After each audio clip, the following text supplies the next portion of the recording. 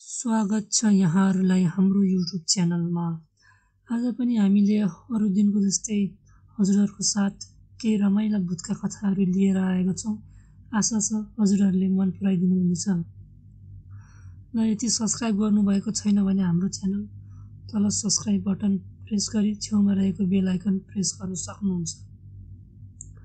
कथा रहेको छ आज पोखराबाट र श्रोता अनुसार उहाँको नाम नखुलाउने भनिएको कारणले हामीले नाम भने खुलाएका छैनौँ। तर कथा सुरु गरौँ श्रोताको अन्दाजमा। यो घटना त्यस्तै म स्कुल पढ्ने बेलाको हो। त्यति बेला हाम्रो दसैँ तिहारको छुट्टी 1 महिनाको थियो। त्यही भएर हामी प्राय कहिले खेल्ने कहिले मामा घर जाने गरेर हामीले हाम्रो समय बिताइरहेका थियौँ। र 3 जना साथी थियौँ हामी, एकदमै मिल्ने, जहाँ जाँदा पनि सँगै जाने र हाम्रो कक्षा पनि एउटै र टोल पनि एउटै र सब थोक मिल्ने हुनाले हामी एकदमै घनिष्ठ थियौँ। र एक दिन हाम्रो खोलामा पौडी खेल्न जाने निधो भयो र हाम्रो घरदेखि नजिकै सेती खोला थियो र हामी रामघाटतिर बस्थ्यौँ। त्यसैले सेती खोलाको तबटी ठुल्ठुलाहरू पनि नुहाउने गर्थे र हामी पनि नुहाउने भन्ने निधो थियो। र यसरी नै जाने निर्णय हाम्रो भएको थियो। तर जाने निर्णय भने हाम्रो भोलिपल्ट भएको थियो। त्यसैले म बिहान खाना वरिपरि झोलामा केही खानेकुरा हाली र साथीहरूको घर गएँ र हामी सँगै जाने निधो गऱ्यौँ। तर हाम्रो साथीको आमाले भने खोला नजाऊ, जानु हुँदैन, खोला धेरै जाने ठाउँ होइन भनेर सम्झाइराख्नु भएको थियो। तर हामीले कहाँ मान्ने, हामी त एकदमै जिद्दी बच्चा। त्यसैले हामी खोलातर्फ 3 जना लाग्यौँ। हामी हाँस्दै खेल्दै हामी खोलातर्फ लाग्यौँ। एकछिन पौडी खेल्यौँ। मलाई भने खासै राम्रोसँग पौडी खेल्न आउँदैन थियो। त्यसैले म छेउछेउमै पौडी खेलेर रमाइरहेको थिएँ। पौडिन कोसिस गर्थेँ, बिचमा जान्थेँ तर डराउँथेँ र त्यसैले म छेउछेउमै खेल्थेँ र मेरो साथीहरू बिचमा जाँदै मलाई जिस्काउँदै बस्थे र हामी हाँस्थ्यौँ। र त्यहाँ एकछिनपछि पौडी खेलिसकेपछि हामी घाम ताप्यौँ। शरीर चिसो थियो त्यसैले र घाम तापिवरी हामीले झोलाका खानेकुरा खान थाल्यौँ। र खानेकुरा चाहिँ हामीले त्यस्तै दिउँसोतिर खायौँ। घाम तापेपछि एकछिन त्यत्तिकै त्यहाँ बालुवा खेलिवरी र यताउति हेरी माछा मार्न लागेको झैँ गरेर हामी माछाहरू पनि खोज्न लागेका थियौँ। तर पाएका थिएनौँ। साना भुसुना माछा मात्र पाएका थियौँ। र अब त घर जानुपर्छ भन्ने हामीले सोच्यौँ र त्यसपछि घरतर्फ लाग्यौँ। र घरतर्फ जाने बेलामा मैले उतापट्टि बर्खामा बगाएर ल्याएको एउटा रुखको हाँगो जस्तो रहेछ, अलिक ठुलो, जुन घोचो बनाउन मिल्ने रहेछ, जुन हाम्रो घरको तरामा ठ्याक्कै फिट हुन्थ्यो। र मैले घरमा लानुपर्छ भनेर मैले लाने निधो गरेँ। साथीहरूले पनि मलाई सहमति जनाए र त्यसपछि त्यो तरोलाई हाल्ने त्यो रुखको हाँगा हामीले लिएर गयौँ र त्यसपछि बेलुका खाना खाइवरी सुत्यौँ। र बेलुका मलाई एक्कासी आँखा खुल्यो र मलाई पिसाब पनि हल्का लागेको थियो। म पिसाब फेरेर आएँ अनि 1 गिलास पानी खाएँ र फेरि म सुत्नतर्फ लागेँ। सुतिरहेको थिएँ, अचानक फेरि मेरो आँखा खुल्यो र मलाई लाग्यो कि के घुङ गरेको केही आवाज आइरहेको छ। सुन्दा अचम्म लाग्यो। मलाई लाग्यो कि वरिपरि केही किरा हुन सक्छ। अनि एकछिन फेरि सोचेँ, अहिलेसम्म कुनै पनि राति कराउने किरा यसरी घुङ गरेर कराएको अहिलेसम्म थाहा पाएको थिइनँ। र यो सामान्य किरै होला, मैले नसुनेको होला ठानेर त्यो दिन वास्ता गरिनँ र सुतेँ। र फेरि भोलिपल्टको रात पनि मलाई राति त्यसरी नै निन्द्रा खुल्यो अनि फेरि म त्यही आवाज सुन्छु र फेरि म ध्यान दिएर सुस्तरी राति झ्यालपट बाहिर हेर्छु, टर्च लाइट बाल्छु, केही देख्दिनँ। फेरि घुँ गरेर आवाज आउँछ र एकछिनपछि मैले बिस्तारै बाहिर ढोका खोलेर बाहिर जाने निदो गरेँ। म हल्का हल्का डराउँदै बिस्तारै टर्च लाइट बाल्दै घुँ गरेको आवाजतिर गएँ र त्यो आवाज त मेरो तरोमा हालेको त्यो खोलाबाट ल्याएको रुखको ठुलो हाँगो पो रहेछ। म डराएर भित्र आएँ, तर मैले घरमा भने खबर दिनँ र त्यसपछि भोलिपल्ट खानाबाई म साथीकोमा गएर साथीहरूलाई मैले खोलाबाट ल्याएको रुखको हाँगा राति यसरी कराउँछ भन्दाखेरि हाँस्यो एउटा चाहिँ, अर्को पनि हाँस्यो हाँस्न त, तर मैले जति भन्दा पनि विश्वास मानेका थिएनन् र त्यसरी मैले भने कि यदि तिमीहरू मेरो कुरा पत्याउँदैन भने आज बेलुका मेरो घर आऊ अनि त्यो सुनौला अनि कराउँदो रहेछ कि रहन्छ थाहा हुन्छ भने र तिनीहरूले सहमति जनाए र आज बेलुका चाहिँ आउँदैनौँ भने र भोलिपल्टको बेलुका आउँछु भनेका थिए र त्यसै गरी म घर फर्केँ। त्यो रात पनि त्यसरी नै आवाज आयो र त्यो आवाज चाहिँ त्यसरी नै आयो र म त्यो आवाज आएपछि सुत्न सकिनँ, तर घर भनेको थिइनँ। सिरेकले पुरै आफ्नो अनुहार ढाकेर बल्ल बल्ल निदाउने कोसिस गरेँ र अन्तिममा निदाएँ र भोलिपल्टको रात मेरो साथीहरू आए र खाना खाइवरी हामी मेरो कोठामा आयो र हामी त्यो आवाज सुन्ने भनेको कारणले त्यो रात चाहिँ हामी सुतेनौँ। हामी केही कुराहरू गरिराख्यौँ, घडी हेऱ्यौँ। त्यो आवाज त्यस्तै रातिको 1 बजेतिर आउने गर्थ्यो सधैँ र त्यसरी नै हामी कुरिरह्यौँ र केही कुरा गरिराख्यौँ र कसो कसो 3 जना बसेको हामीले समय गएको पत्तै पाएनौँ र अचानक अब 1 बज्न लागेको थियो र अब कराउँछ है, ध्यान दिएर सुनौ भनेर सबै मेरो कोठाको झ्यालतर्फ टाउको निकालेर हेरे, बाहिर हेर्न लाग्यो र एकछिनमा अचानक त्यो आवाज आयो र ती दुईटाले मेरो अनुहार हेर्न थाले र फेरि बाहिर हेरे। केही तिनीहरूको अनुहारमा पनि डर देखिन्थ्यो र मेरो अनुहारमा पनि। हामी एकछिन डरायौँ र त्यो आवाज त त्यहीँबाट आएको भन्ने भयो र त्यसपछि भोलिपल्ट हामीले घरमा बुबा आमालाई भन्यौँ। सुरुमा त पत्याउनु भएन र त्यसपछि हामीले फेरि साथीको जसरी नै भोलिपल्ट आवाज सुन्न आग्रह गऱ्यौँ र उहाँहरूले सुन्दा पनि त्यो आवाज सुनियो र उहाँहरू पनि त्रसित हुनुभयो र अचम्म पनि हुनुभयो। यही भएको कारणले र त्यसको 2 दिनपछि बुबा मम्मी मिलेर एउटा झाँक्रीकोमा जानुभयो र यो घटनाको बारेमा वृत्तान्त बताउनु भयो र त्यसपछि हामीले पुगपाग गर्दा थाहा भयो कि त्यो रुखको हाँगोमा एउटा मान्छे पहिल्यै फाँसी लाएर मरेको रहेछ र त्यो बुटोमाथि बाढीले बगाएर ल्याएको रहेछ। त्यही भएर उसको आत्मा त्यसमै बसेको हुनाले त्यस्तो भएको रहेछ। त्यसैले हामीले झाँक्रीलाई पूजा गरिवरी त्यो काठ धेरै पूजापाठ गरेर सबैजना मिलेर जलायो र त्यसपछि मेरो जीवनमा भने त्यस्तो भूतका घटनाहरू घटेका छैनन्। दोस्रो घटना, यो घटना चाहिँ मेरै साथी राहुलजीबाट प्राप्त भएको छ र कथा सुनौ उहाँको अन्दाजमा। यो कुरो त्यस्तै हामी 6 कक्षा पढ्ने बेलाको। त्यति बेला हामी क्लासमेट थियौँ र साथीले भनेको थियो कि त्यति बेला उसको टोलका दाइहरूलाई केही भूतले तर्साएको रहेछ र उसको साथीको टोलका दाइहरू सधैँ प्रायः जसो बेलुका खोलामा माछा मार्न जानुहुन्थ्यो। किन बेलुका जानुको कारण भने अलिकति बेग्लै छ, किनकि पुलिसले खोलामा करेन्ट हानी माछा मार्न रोक लगाएको थियो।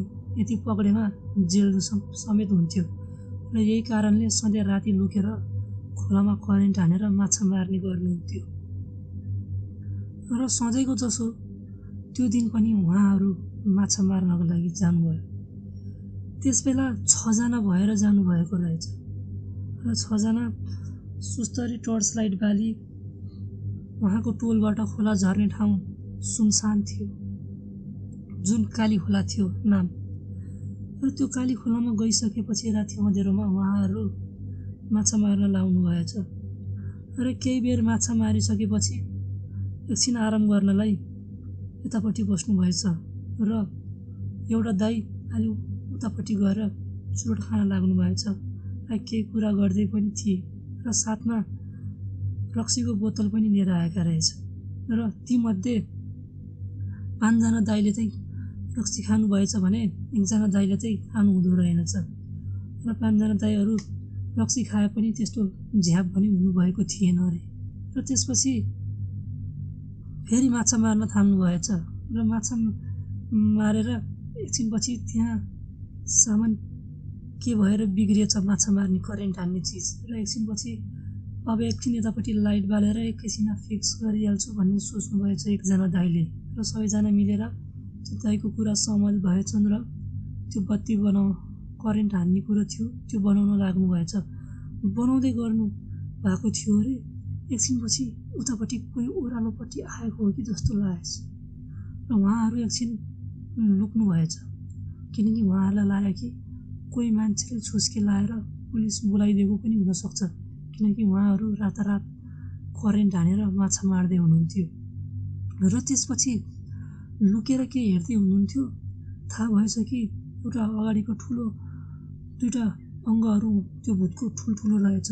यो एउटा खतरनाक किचकन्डी रहेछ, ठुलो खाले भूत जसको कपाल फिजारिएको र त्यसले चाहिँ तलपट्टि आइछ। र त्यसपछि अचानक लुकेको मान्छेलाई पनि उसले देखिन्छ र उसले लखट्न थालिन्छ र यो देखेर डराएछन् र उसको अगाडिको असली अङ्ग ठुलो भएको हुनाले ऊ उकालोतर्फ भाग्न सक्दिन गरुङको कारणले भनेर माथिपट्ट भाग्नुपर्छ हामी भन्ने कुरो भएछ र सबैजना दगुर्दै माथि भागेछन्।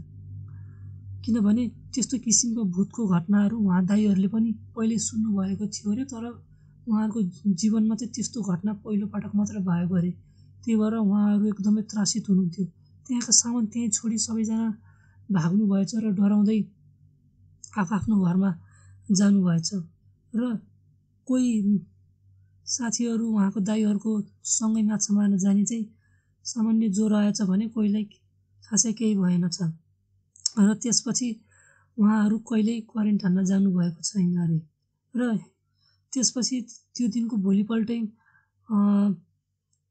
एउटा दाइ चाहिँ डराइ त्यो आफ्नो करेन्टको सामान लिएर आउनु भएछ र त्यही दाइले मेरो साथीलाई कथा भन्नुभएको अरे। भन्नुहुन्छ त्यो दाइ यस्तो अनुभव कहिले पनि गर्नुभएको थिएन अरे। कथा त धेरै सुन्नुभयो अरे, तर त्यस्तरी भुतैले लखटेको चाहिँ पहिलोपटक गरे र भन्नुहुन्छ कि त्यति बेसरी चाहिँ जीवनमै पहिलोपटक भागे भन्नुभएको थियो। तेस्रो घटना। यो घटना चाहिँ श्रोताको हजुरबाले श्रोतालाई भन्नुभएको रहेछ। कथा प्रस्तुत गरौँ श्रोताको अन्दाजमा। कुरो त्यति बेलाको हो जब म भर्खरको हल्लारे थिएँ। त्यति बेला मेरो एकदमै मिल्ने साथी थियो जसको नाम विनायक थियो। हामी एकदमै घनिष्ठ मिल्ने साथी थियौँ। जे कुरामा पनि सँगै र हाम्रो गाउँघरमा हाम्रो प्रशंसा हुन्थ्यो। यो त्यति बेलाको कुरा हो जब हामी पोखरामा बस्थ्यौँ। पोखरा अहिलेको जस्तो थिएन त्यति बेला पोखरा पनि एक गाउँ जस्तै थियो। गाउँका जस्तै घरहरू थिए। पातला बस्ती, केही अलिअलि मोटरहरू मात्र हिँड्ने गर्थे। अहिले त मात्र विकसित भएर मात्र, त्यति बेला त पुरै गाउँ जस्तै थियो। अनि विनायक र म एकदमै घनिष्ठ साथी, त्यसैले जहाँ जाँदा पनि सँगै जाने। त्यसैले एक दिन विनायक र मेरो कुरा भयो। विनायक भन्छ मलाई, अरे केटा अब हल्का मोटाइएछ, अब भोलिदेखि कसरत गर्नुपर्छ, अलि ज्यान घटाउने। र कसरत कति बेला गर्ने भनेर मैले उसले भन्छ बिहान सबेर उठेर हामी एक चक्कर लाउने बिन्दवासिनी मन्दिरबाट हुँदै उता सर्लक्कै बाटो हनुमान गल्लीबाट छिरेर उताबाट सर घुम्दै टुँडिखेलबाट उता निस्केर बगर आउने अनि फेरि आफ्नै घरमा जाने भन्ने कुरो भयो। मलाई खासै मन थिएन उसले जबरजस्ती जानै पर्छ भने। म नाइ पनि कसरी भनौँ, ऊ मेरो मिल्ने साथी थियो। र ऊ बेला अहिलेको जस्तो झलमल्ला कहाँ हुने। त्यति बेला पनि लोड सेडिङ थियो मजाले। र बिहानै म उठिहालेँ र उठेर म साथीको घरतर्फ गएँ र मैले बोलाएँ र साथी उठेर तल आयो र एकछिनपछि दगुर्दै जान थाहा भयो कि हामी त एकदमै छिटो उठेर आएको रहेछु। म झन् त्यो दिन त किन मलाई छिटो निन्द्रा खुलेको रहेछ अनि मैले त बिहानै हुन लागि भने दगुर्न हिँडेको रहेछु र मैले बोलाउन आएको हुनाले साथीले पनि झ्यापझुप उठेर आएको रहेछ। उसलाई पनि बिहानै भइसकेको होला जस्तो लागिसकेको रहेछ, तर वास्तवमा रातिको 2 बजेको रहेछ। दगुर्दा थाहा भयो अब आइहाल्यो, के फर्किनु, हिजो भनेअनुसारै चक्कर लाउने भन्ने कुरो गर्यो। मैले सहमत जुटाएँ र हामी चक्कर लाउन लाग्यौँ। हामी चक्कर लाइसकेपछि लाउँदै थियौँ, विन्ध्यवासिनी मन्दिर कटेर हामी उतापट्टि घुमेर तल टुँडिखेल तर्फ निस्क्यौँ र टुँडिखेलको चौरको यतापट्टि एकछिन बस्ने गऱ्यौँ। हामीलाई निकै थकाइ लागेको थियो र जुन पनि लागेका थिए। त्यो रात चारैतिर सुनसान थियो, किराहरू कराइरहेका थिए। हातमा सानो टर्च लाइट थियो 2 जनाको र एकछिन त्यहाँ बसेर केही भलाकुसारी गर्न थाल्यौँ। एकछिन के कुरा गरिरहेका थियौँ, उतापट्टि हामीले 2वटा घोडा देख्यौँ र एकछिन हामी त्यो घोडा देखेर आश्चर्य पर्यौँ। कसले होला, कसले छोडेको होला यो घोडा यति राति यहाँ भन्यो र हामी 2 जना त्यो घोडाको नजिक गयौँ र त्यो घोडामा सबै फिता लगाइएको थियो। यस्तो लाग्थ्यो कि भर्खरै त्यहाँ कोही मान्छे चढेर झरेर उता गएको छ। सबै फिताहरू रेडी थियो। त्यति बेला हामी हल्लाएर केटो र मैले मजाकमा विनायकलाई भने, चढिदिने हो घोडा, एक चक्कर लाउने हो कि भन्यो। हुन्छ नि त चढिदिउँ भन्यो, तर वास्तवमा हामीलाई घोडा कसरी दुब्राउने हो हामीलाई थाहा थिएन र हामी हावा केटाहरू हामी रमाउँदै जिच्चाउँदै घोडा चढ्ने निधो गऱ्यौँ र मेरो साथी बल्ल बल्ल बिस्तारै कि घोडा चढ्न लागेको थियो, हात दगुरिहाल्यो र म हाँसेँ त्यसलाई देखेर। ऊ घोडाबाट लड्नै लागेको थियो, त्यही पनि घोडा बेसरी कुदेको थियो र यसलाई देखेर अब म तँलाई जित्छु भनेर म पनि चिच्चाउँदै रमाउँदै घोडामा ठ्याप्प चढेँ र म चढ्न साथ पनि घोडा यति बेसरी दगुर्यो कि कुरै नगरौँ। हामी दुईटालाई बेसरी लतार्यो घोडाले। हामी त्यो घोडाको 2टा फिता समाएर रोक्न खोज्थ्यौँ तर रोक्नै सकेका थिएनौँ। रोक्दा घुमेर उसले यति कुदायो कि हामीलाई बगरसम्म ल्याइ पुऱ्यायो। बगरबाट सिधै तल कन्या क्याम्पस हुँदै यतापट्टिको कन्या क्याम्पसको उतापट्टिको ओह्रालोपट्टि लग्यो। यति स्पिड थियो कि कुरै नगरौँ, हामी रोक्नै सकेको थिएनौँ र उसले यति स्पिडका साथ त्यो घोडा आफै दगुर्यो कि मेरो साथी अचानक भिरबाट घोडासहित खस्यो। यो देख्दा म डराएँ र साथी मेरो अगाडि थियो। त्यो देख्दा म डराएपछि ऊ चिच्चाएको आवाज त मैले सुनिरहेको थिएँ।